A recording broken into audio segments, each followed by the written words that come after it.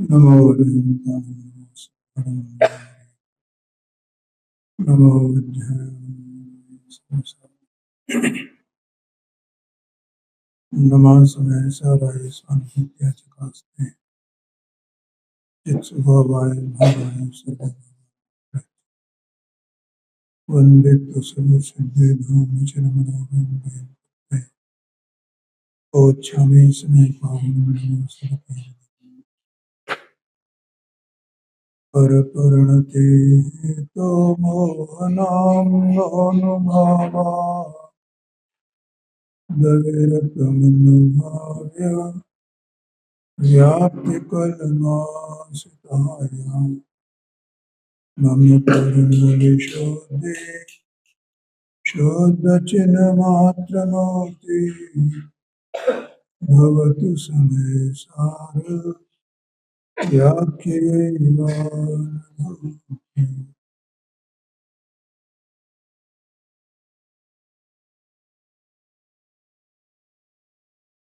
समय सार जी ग्रंथाधिराज, इसकी जो आत्मख्याति टीका है, उस आत्मख्याति टीका के अंत में स्यादवाद अधिकार में टीकाकार आचार्य देव ने 47 शक्तियों, आत्मा की जो अनंत शक्तियां हैं, उनमें से 47 शक्तियों का स्वरूप परिभाषित किया है। इसमें से 24 नंबर की शक्ति स्वाध्याय में चल रही है और इसमें ये अपन ने काफी चर्चा कर ली है। और आज पूज्य गुरुदेव श्री का जो व्याख्यान है उसके कुछ अंशों को पढ़ेंगे। ठीक है, देखो मैं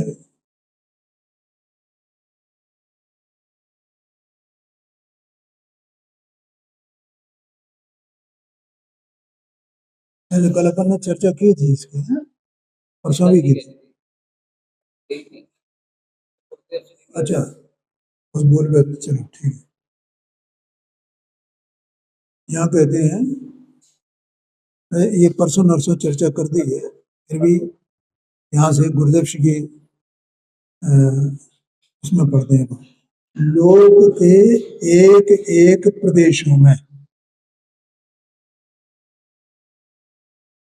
ज्यो ज्यो जीव के अधिक प्रदेशों का अवगाहन होता है। क्या कहा? लोक के प्रदेश कितने? असंख्यात। और जीव के कितने प्रदेश हैं? असंख्यात। इसका मतलब ये हुआ कि एक एक प्रदेश पर अगर जीव का पूरा आकार हो जाए तो लोकाकाश के एक एक प्रदेश पर एक एक प्रदेश जीव का हो। एक प्रदेश पर एक प्रदेश बराबर हो जाएगा ना। लोगों के कितने प्रदेश? असंख्यात। जीव के कितने प्रदेश? बराबर है। इसका मतलब अगर जीव लोक के आकार हो जाए तो एक लोक के एक प्रदेश पर जीव का भी एक प्रदेश। ठीक है, लेकिन अब संकोच विस्तार कैसे होता है? जब संकोच विस्तार होएगा पांडे जी, तो एक प्रदेश पर जीव के अनेक प्रदेश होंगे।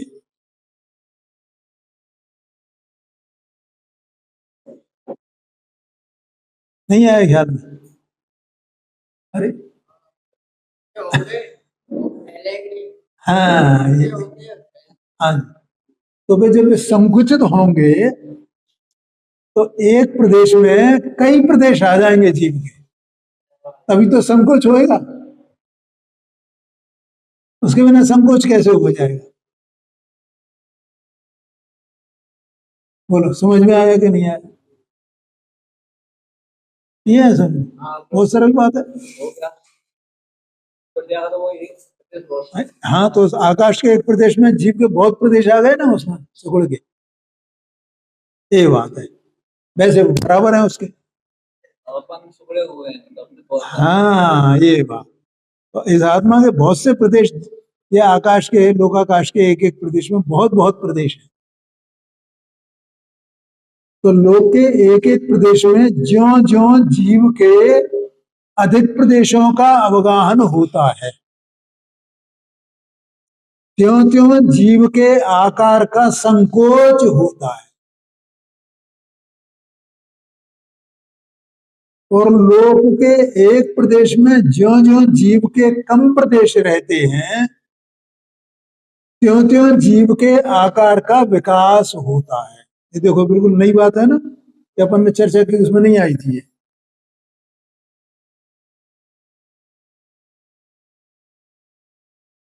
इसी प्रकार जब जीव लोक के असंख्यातमें भाग में व्याप्त होकर, लोक के असंख्यात में भाग, लोक कितना है, असंख्यात प्रदेश, तो उसका असंख्यात में भाग कितना हुआ, एक प्रदेश, दो प्रदेश, चार प्रदेश, ये उसके असंख्यात भाग हुआ ना।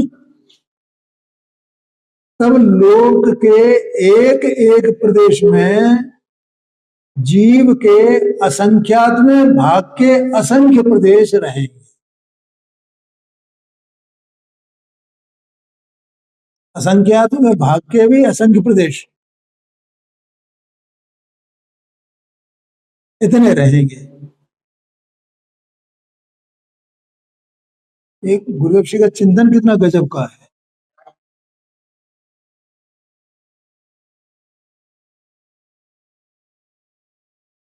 हाँ,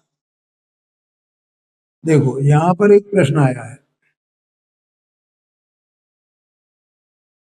सिद्ध दशा में आकार होता है क्या नहीं होता है? क्या है, देखो जो वस्तु अरूपी है ना, तो अपने इंद्रिय ज्ञान की विषय नहीं बनेगी वो, जो भी अरूपी है। तो उसी अरूपी वस्तु को या अमूर्तिक वस्तु को निराकार भी बोला जाता है पांडे जी।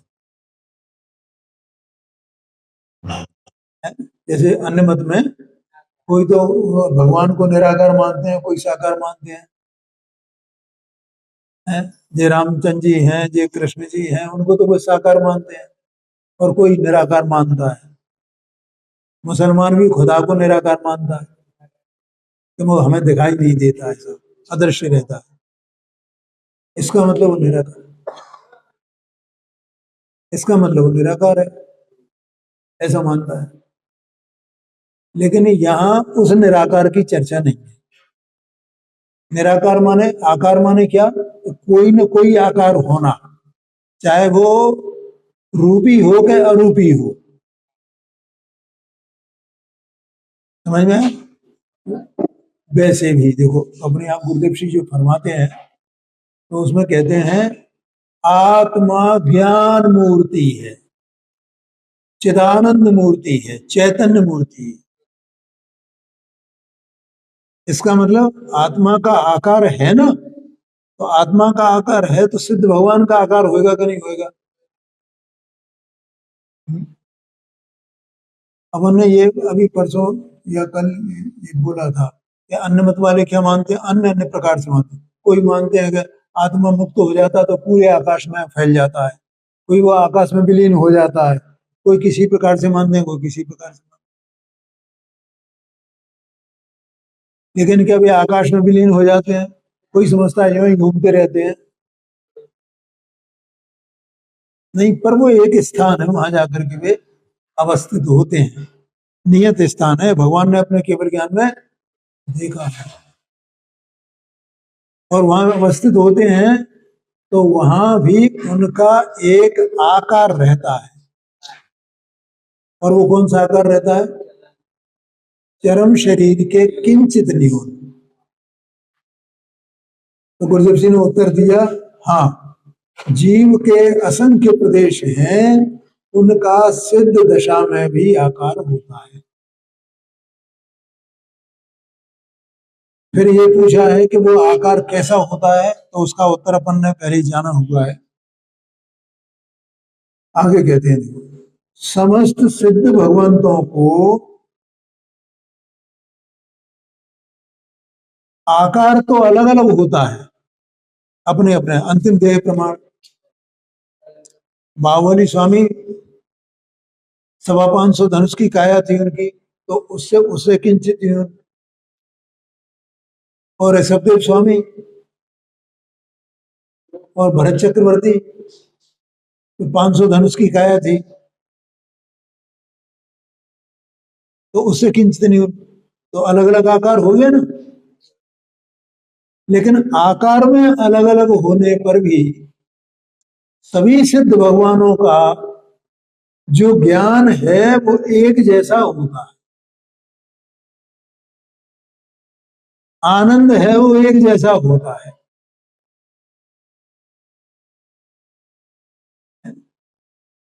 जितने अंतरंग के गुण है में पूरे व्यक्त हो जाते हैं ना पर्याय में,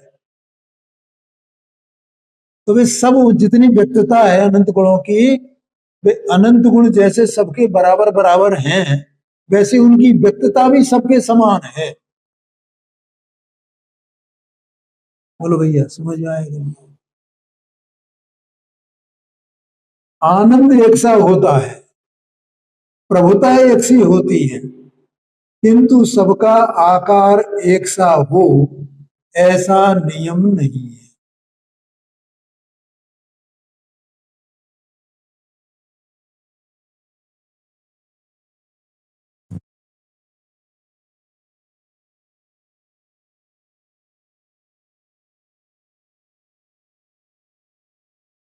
अब यहां उसी तरह का प्रश्न फिर किया है कि उनका आकार में असमानता है, तो क्या उनका ज्ञान और सुख उसमें भी असमानता होगी, ऐसा प्रश्न। तो वो उसका उत्तर मिल ही गया।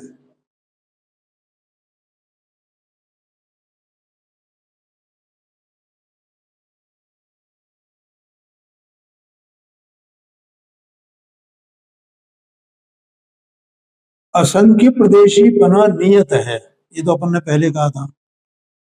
ये तो असंख्य प्रदेश जितने जितने हैं वैसे वैसे नियत माने तीनों काल।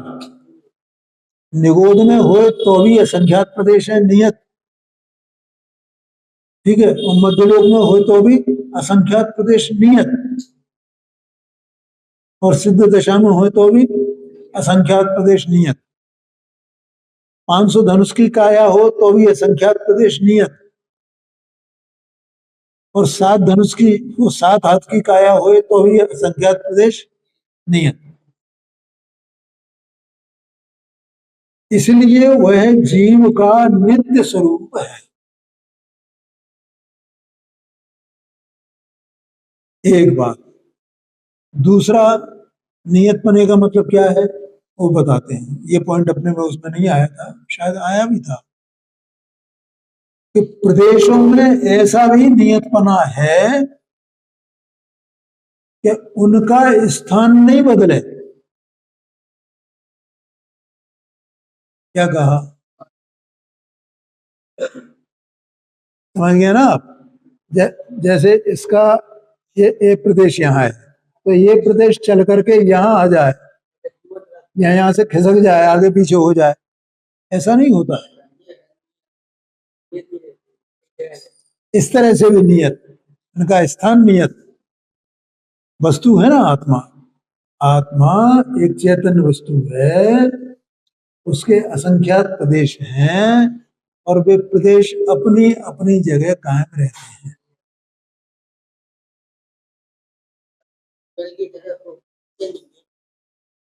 नहीं, देखो देखो ये भी बता रहा, मैं ये पॉइंट ही आ रहा था। आगम में ऐसा आता है जैसे अपना चैतन्य वस्तु यहाँ देह में देह प्रमाण विराजमान है ना, तो देह प्रमाण विराजमान होने पर भी आगम में ऐसा आता है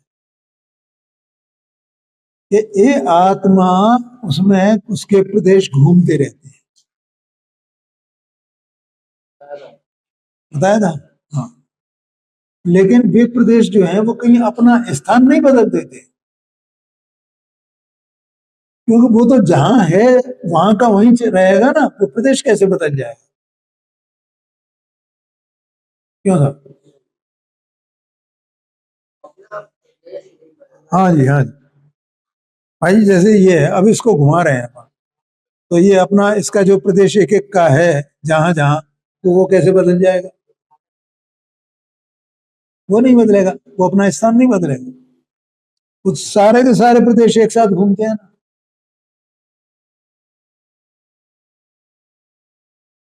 आया कि नहीं आया क्या? आत्मा को असंख्यात प्रदेशी कहना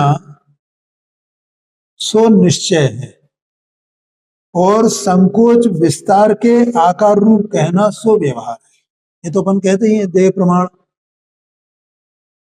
तो देह प्रमाणों से व्यवहार से कहा जाता है।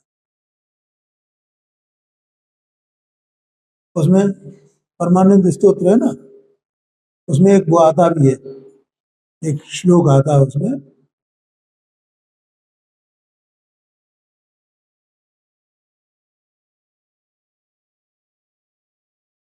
याद नहीं आ रहा, मैं बताऊंगा, याद आएगा तो।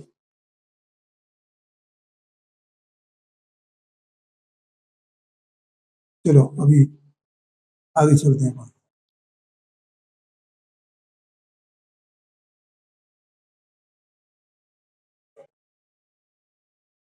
और उसमें यह है कि ये आत्मा लोक प्रमाण है, इसमें कोई संशय नहीं है। लोक प्रमाण निश्चय से, निश्चय शब्द है वहां, लोक प्रमाण मयम आत्मा निश्चय निसंशय संशय व्यवहारे तनु मात्र, व्यवहार से देह प्रमाण है। ये व्यवहार हुआ ना, क्योंकि देह के आकार हो गया, लेकिन उसके असंख्यात प्रदेश संख्यात ही रहे ना, प्रदेश कम नहीं हो गए, इसलिए कहा कथित परमेश्वर, भगवान ने ऐसा कहा है। आत्मा का असंख्यात प्रदेशी पना तो सदैव रहता है, किंतु संकोच विस्तार रूप आकार तो क्षणिक है। जीव को किसी अमुक आकार वाला नहीं कहा जा सकता, इसी आकार का हो जीव, उस आकार वाला नहीं कहा जा सकता। किंतु असंख्यात प्रदेशी ऐसा कहा जा सकता है। आगे देखो, शरीर, वस्त्र, मकान आदि का संकोच विस्तार आत्मा करे, या लड्डू घड़ा आदि का आकार बनाए, ऐसा कभी नहीं होता। आत्मा दूसरों के आकार को बनाए, ऐसा होएगा? क्यों पांडे जी? अरे ये बाहर की तो बात क्या है, ये इसके एक परमाणु को भी हिलाता नहीं है। शरीर के एक परमाणु, भैया समझ में आ रहा है, शरीर के एक परमाणु को हिला सकता है? कल परसों तो बताया पंडित जी, अपने अपने असंख्यात वो अनंत चतुष्ट में रहता है, वो स्वचतुष्ट में रहता है ना ये, और दोनों के यानी ये नो कर्म और कर्म कल बताया था ना, ये सबके सब पौद्गलिक,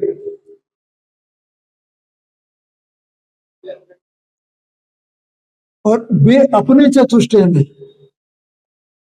और जीव असंख्यात प्रदेशी अरूपी ये अपने स्वचतुष्टय में। इसका स्वचतुष्टय उसके स्वचतुष्टय को स्पर्श नहीं करता है। क्या भाई साहब? ये बिल्कुल भिन्न भिन्न अपने अपने में। और एक बात कल आएगी, ज्ञानी हो कि अज्ञानी हो, वो सब अपने में ही लीन है ना। अज्ञान रूप अपने में लीन होकर के परम रहा है, वो सत्स्वरूप वस्तु है, और ये अपने को सत्स्वरूप वस्तु, ये अपने में लीन होकर के प्रणमा है। कोई किसी की तरफ देखता ही नहीं है। ये जीव अज्ञान अवस्था में इसके बारे में विकल्प करे तो करे, लेकिन इसको छूता भी नहीं है। क्या भैया, ऐसा समझना अपना स्वरूप, ऐसा मैं आत्मा अंदर यहां विद्यमान, देह मनमानी इसमें मेरा कुछ भी है नहीं। कुछ भी नहीं है। तो इनको लड्डू वो करे, मकान बनावे, मकान का आकार बनावे, ये करे वो करे, ये आत्मा कुछ करता नहीं पाने। ये केवल अपने में रह करके अपने में ही असत कल्पनाएं करता है। इसका नाम मिथ्यात्व है, झूठी कल्पना। मैं घर गृहस्थी को चलाता हूँ, मैं मकान बनाता हूँ, मैं ये करता हूँ, मैं वो करता हूँ, मैं पूजा करता हूँ, मैं पंच महाव्रत बांधता हूँ। कल आया था तो परसों आया था वो पंच महाव्रत का पालन। वो अपने आप हो रहा है, उसको जानता है तो वो करता है। बोलो भाई साहब बताओ, पंच महाव्रत को आत्मा अपने में रह करके जानता है कि करता है। जो कल कितनी जोरदार बात आई थी। हाँ जी, हाँ जी। सम्यक दर्शन, सम्यक ज्ञान, सविचार की बात आई ना पढ़ने जी। वो तो उस रूप से परिणम रहा है, बस वो तो उस रूप से परिणम है। उसने उसमें कुछ किया ही नहीं है। वो तो परद्रव्य का कार्य है ना। तो परद्रव्य का जो कार्य हो रहा है उसको क्या करेगा? स्वपर को, स्वपर का ज्ञाता है तो स्व को भी जानता है, पर को भी जानता है। ज्ञान एक्टिव रहता है। कल ये बात आई थी ना, इसमें से निकली थी ना बात ये। काम कैसे करें?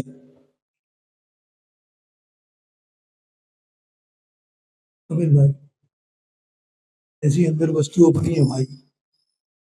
मैं पर का कुछ कर ही नहीं रहा हूं।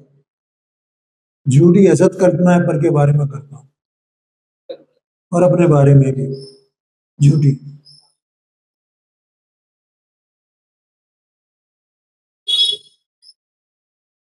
देखो, कछुए को भय होने पर पैर और मुंह पेट में सिकोड़ लेता है। कछुए को वहां वह शरीर को सिकोड़ने की क्रिया वास्तव में उस आत्मा ने नहीं की है। क्या आत्मा ने की है?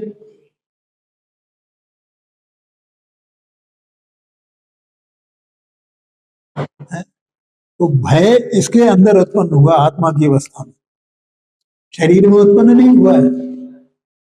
उसने अपने प्रदेशों में भय उत्पन्न होने से उनको सिकोड़ा है। शरीर की जो परमाणु है वे अपने उपादान से उस रूप से परिणमे है। आत्मा ने कुछ किया ही नहीं है।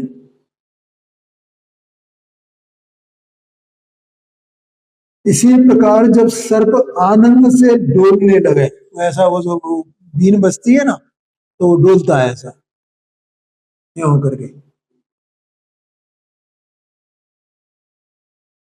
है। अथवा क्रोध में उसका फन फैल जाता है ना,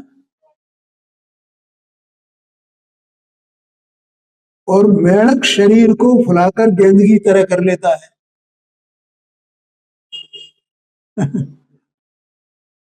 देखो गुरुदेव श्री का चिंतन, उसमें भी वास्तव में उस आत्मा ने वह क्रिया नहीं की है।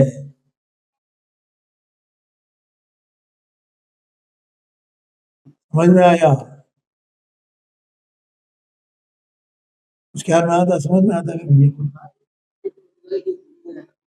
उद्गल की क्रिया है, आत्मा की क्यारी न्यारी क्रिया है। आत्मा अपनी क्रिया करे तो उसको करेगा। जो कुछ करता है वो अपने में करता है, वो उसमें कुछ करता ही नहीं है। ऐसी सत्स्वरूप वस्तु यहाँ विद्यमान है एक एक जीव में। सत्स्वरूप, सत्स्वरूप, सत्स्वरूप, पर कोई स्पर्श करने वाला नहीं, पर स्वयं सत्स्वरूप है। शरीर स्वयं सत्स्वरूप है। वो तो दोनों एक साथ। तो भैया कल बताया था, कब से मिले हैं? मिले हैं। उनमें निमित्त निमित्त भाव है केवल, करता धरता बना कुछ भी नहीं है। और तू जानने वाला है तो तू ऐसा जान ना। तो तेरा करता धरता पने का जो विकल्प है झूठा, विकल्प असत, कल्पना, ये सब छूट जाएगी।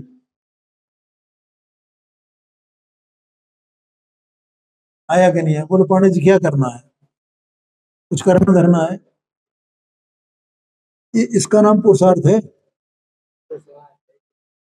ऐसा जानना, अलग अलग करना, मेरा इसमें कुछ, इनको पहचानना वास्तव में कि मैं कैसे स्वयं सत्स्वरूप अपनी ही क्रिया को करने वाला हूं, शरीर की क्रिया को करने वाला नहीं।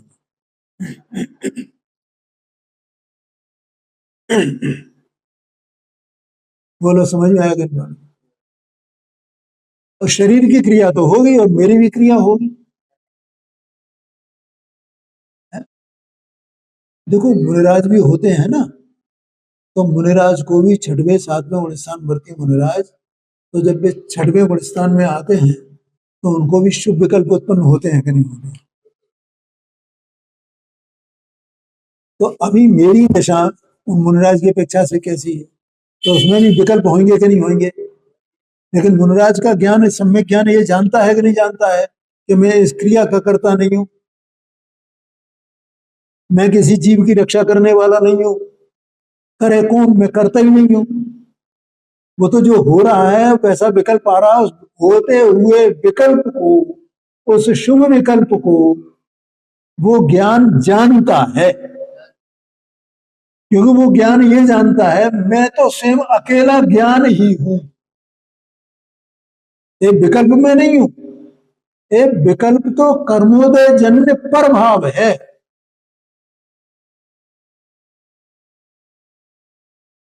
हैं? तो ऐसे अपने भी अभी विकल्प तो चलेंगे ना, ये काय के विकल्प सब ये एक करने धरने के। चौथे गुण स्थान वर्ती जो ज्ञानी होता है ना, उसको भी और वहां तक मुनिराज को भी करने के विकल्प तो रहते हैं।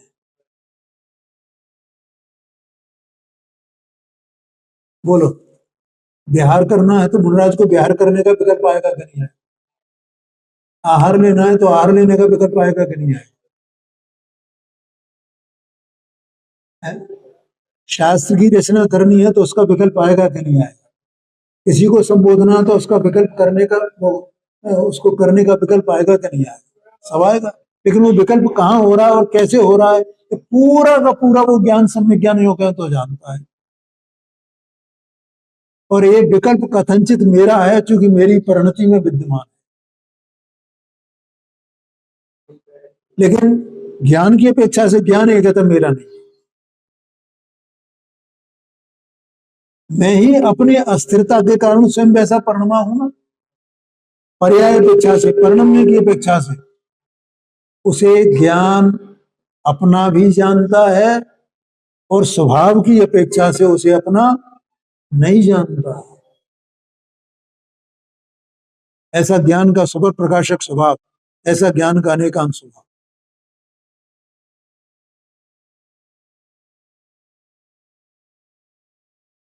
आया कि नहीं आया? तो यहां ये कह रहे देखो, उसमें भी वास्तव में उस आत्मा ने वह क्रिया नहीं की है। शरीर के अनुसार आत्मा के प्रदेशों में उस प्रकार का संकोच विस्तार हुआ है, वह आत्मा में हुआ है। किंतु संकोच विस्तार की पर्याय द्वारा आत्मा का नियत आकार नहीं बदलता। आत्मा का जो नियत आकार है असंख्यात प्रदेश वाला, वो बदल जाएगा? नहीं बदलेगा। है? और न आत्मा, उसका जो संकोच विस्तार होता है उसके कारण प्रद्रव्य की क्रिया करे, ऐसा भी नहीं है। तो अपने में हुआ है, आत्मा में हुआ है।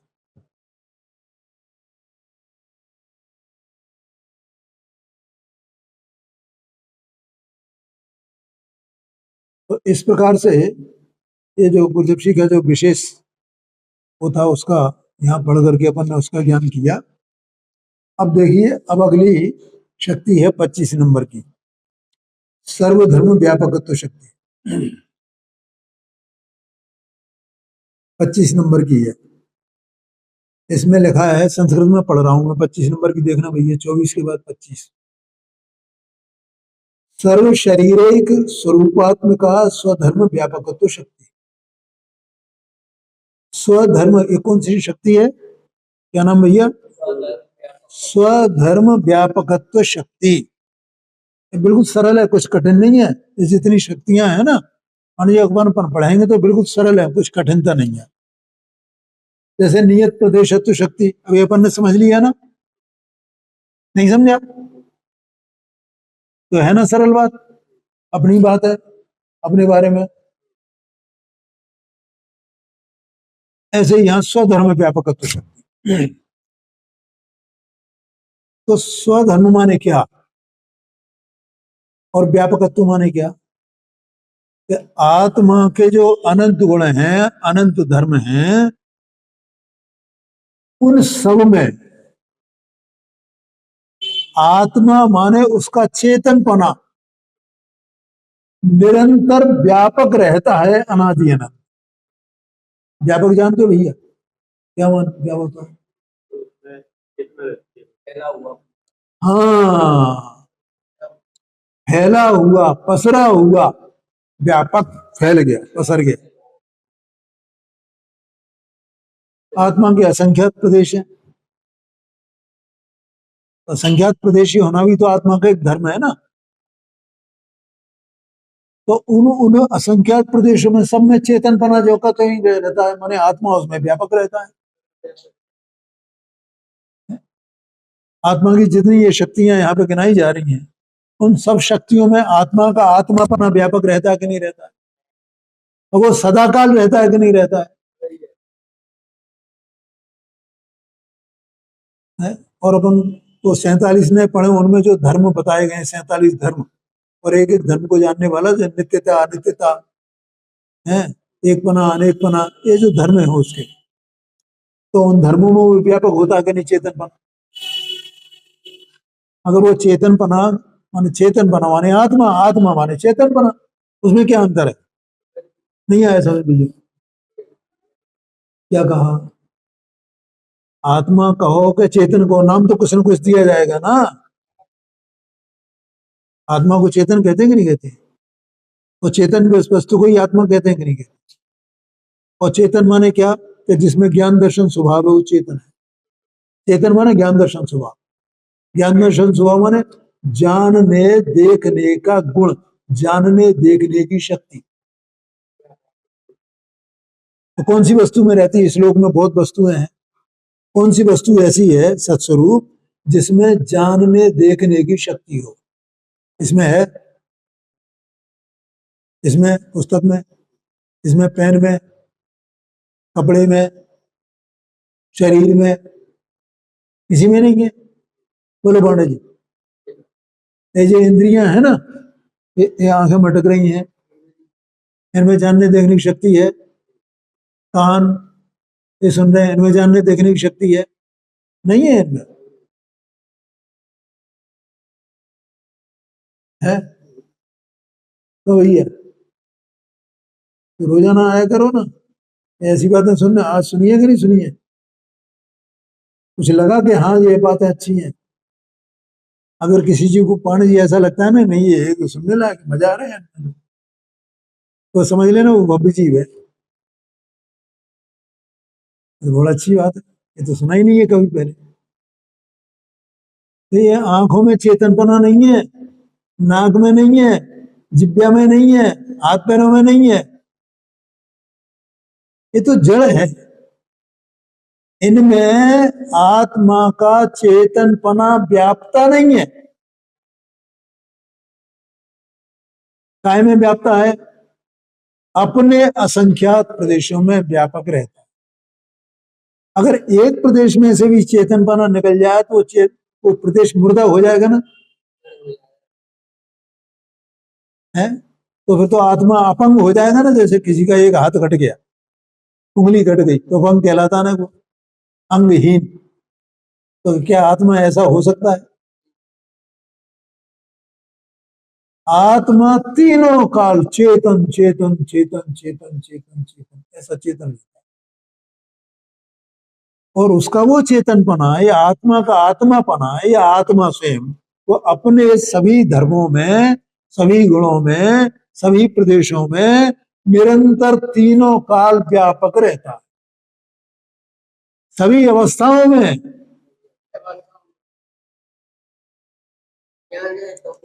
हाँ जी, हाँ जी। ये जैसे आत्मा राग देश रूप परिणमा है, तो राग देश रूप परिणमा है तो भावी वो चेतनपना है कि नहीं है? ये दुखी हुआ सुखी हुआ तो वहां भी चेतनपना है कि नहीं है? अगर वो वहां चेतनपना नहीं हो पांडे जी तो उस दुख सुख का वेदन कौन करेगा? उद्गल तो करेगा नहीं। वेदन करने वाला तो ज्ञान है ना। तो बोलो वहां पसरा हुआ है कि नहीं पसरा हुआ है? स्वधर्म व्यापकत्व शक्ति आया ख्याल में कि नहीं है? देखो, आत्मा की एक एक समय की जो अवस्था है ना पांडे जी, अवस्था उत्पाद है, उत्पाद है, उत्पाद है, कल बताया था ना कैसे उत्पाद है, कैसे होता है पूरा। वो जो उत्पाद में हो रहा है तो उत्पाद और व्यय, उत्पाद और व्यय, व्यय और उत्पाद, व्यय और उत्पाद है। एक समय की एक पर्याय उसका व्यय हुआ तो दूसरी पर्याय का उत्पाद हुआ, उसका व्यय हुआ तो तीसरी पर्याय का, और वो पूरा द्रव्य वैसा ही है ना, उसमें ही चल रहा है ना वो उत्पाद व्यय। जैसे शरीर का उदाहरण देख रहे हैं कि इसमें जो है वो बीट बीट चल रही है ना, धड़कन, तो वो पूरे में चल रही है ना, कि किसी हिस्से में नहीं है और किसी हिस्से में हुए, तो बीट इसका अंग ही है, ऐसे उत्पाद में उसका अंग ही है, उसके बिना वो है ही नहीं, उत्पाद में नहीं हो तो आत्मा कोई वस्तु हो सकती है उत्पाद में के बिना?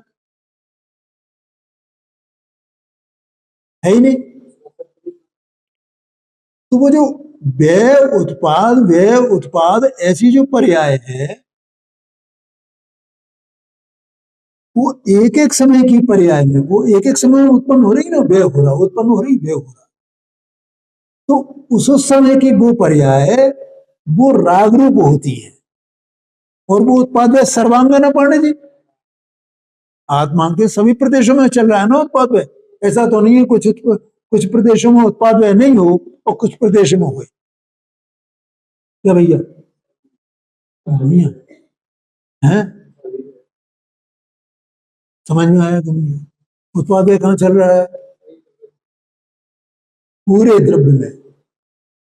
एक पुद्गल परमाणु, जैसे पुद्गल परमाणु पुद्गल होता है ना, तो उसमें पूरे में वो इतना छोटा, और आत्मा लोकाकाश प्रमाण संख्यात प्रदेश वो इतना बड़ा, और सिद्ध भगवान के उत्पाद में चल रहा है कि नहीं चल रहा है? आगे चल रहा है। और आकाश के चल रहा है कि नहीं चल रहा? आकाश तो अनंत प्रदेश ही है, तो उसके उत्पाद में चल रहा है कि नहीं चल रहा? तो पूरे आकाश में चल रहा है कि कहीं एक ये लोक आकाश में चल रहा होगा, लोक आकाश में नहीं चल रहा होगा? ये समझ में आया कि नहीं? क्यों? तो यहाँ तो आत्मा की बात चल रही है, तो आत्मा के एक एक समय की जो पर्याय का उत्पाद व्यय है, बस उतने समय का वो कर्मोदय जन्य जो विकार होता है ना पांडे जी, वो विकार उतने उतने एक एक समय के लिए हो रहा है।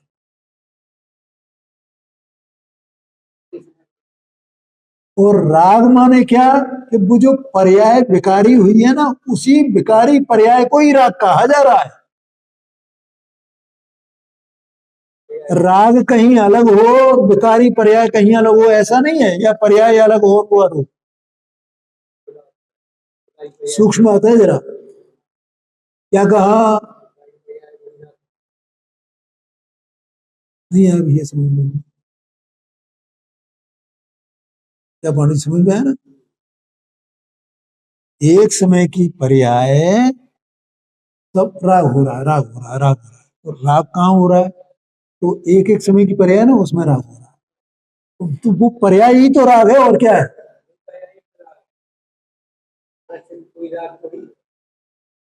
उद्गल में तो राग होता नहीं है, उद्गल निमित्त अवश्य होता है, तो उसमें राग होता नहीं है। तो राग किसको कहोगे कि एक समय की जो विकारी पर्याय है उसी का नाम राग है, और वो विकारी पर्याय का नाश हुआ, इसका मतलब राग राग का नाश हो गया। तो वो हर समय राग उत्पन्न हो रहा है और हर समय नाश हो रहा है, लेकिन उसके नाश होने के साथ में ही नई पर्याय हो जाती है राग की। बोलो समझ में आया कि नहीं आया? क्या भैया, ये बातें लोगों को पता नहीं है। ये स्वाध्याय करने वाले, पंडिताई करने वाले, और राग क्या माने, राग माने क्या, ये तो समझता है राग अलग और आत्मा अलग, आत्मा की परिणति अलग और राग अलग। राग अलग कहाँ रहेगा? क्या कहा? राग कहाँ रहेगा भैया? बोलो पंडित जी, कहीं रहेगा राग? राग कहीं रह ही नहीं सकता। तो आत्मा की एक समय की विकारी पर्याय, उसी का नाम राग है।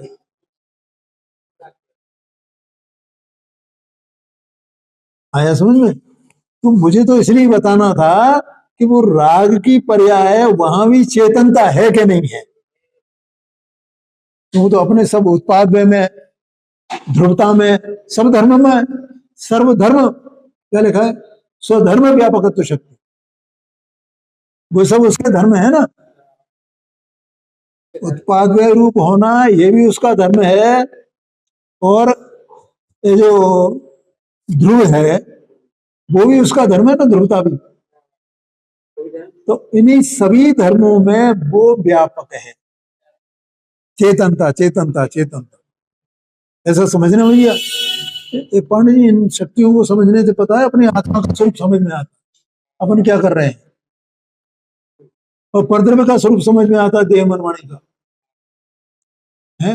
और ये समझ में आ जाओ, और एक बार भेद ज्ञान हो जाए, निर्णय हो जाए, ये मैं और ये मैं नहीं, ये सब कूड़ा धूल करकट, तो क्या हो जाएगा भैया? है सुखी हो जाएगा, सम्यक दर्शन हो जाएगा उसे, एक बार निर्णय हो जाएगा, आकुलता मिट जाएगी इसमें। स्वधर्म, अपने धर्मों में व्यापने वाली शक्ति। अब इससे पहले क्या लिखा है?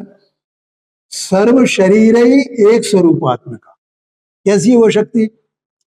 कि सभी शरीरों में, अभी तक कितने शरीर इसने धारण किए हैं, और जब तक मोक्ष नहीं होता है तब तक कुछ शरीर धारण करेगा ही। सभी शरीरों में रहने पर भी आत्मा उनमें रहे, तो भी क्या लिखा है? एक स्वरूपात्मिका, एक स्वरूप रूप, एक स्वरूप रूप, एक स्वरूप, न उसमें कुछ घटना, न उसमें कुछ बढ़ना, एक स्वरूप रूप, एक स्वरूप। क्या? चेतनता चेतनता चेतनता चेतनता चेतनता चेतनता। कितने शरीर बदल बदल जाए, है? चाहे दो इंद्री हो, चाहे तीन इंद्री हो, इंद्रियां अगर दो रह जाएं तो चेतनता घट जाएगी, है? तो संगी पंच इंद्री हो तो चेतनता बढ़ जाएगी।